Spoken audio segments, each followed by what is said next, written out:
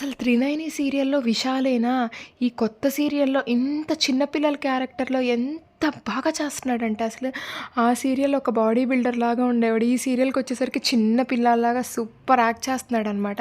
కరెక్ట్‌గా అయితే గిరి అయితే త్రిపురమెల్లో తాళి కట్టే టైంకి పోలీసులనేసుకొచ్చేస్తాడు బాల అయితే. పోలీసులనేసుకొచ్చి వీడొక బ్యాడ్ బాయ్. బ్యాంక్‌లో ఆ రోజు నగలు దొంగతనం చేసింది ఈ గిరినే.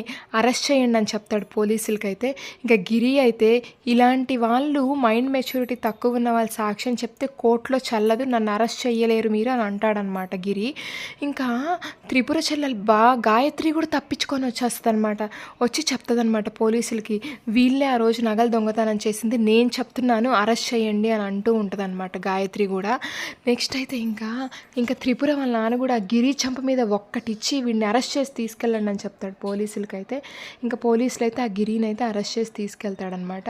ఇంకా అందరూ అలాగా కళ్యాణ మండపంలో కొట్టుకుంటూ ఉంటే ఇంకొక పక్క గిరి, పోలీసులు, బాల ఎక్కడ బాల తాళి తీసుకెళ్ళిపోయి త్రిపుర మెడలో కట్టేస్తాడా అనుకుంటామనమాట. కానీ అది అలా జరగదనమాట.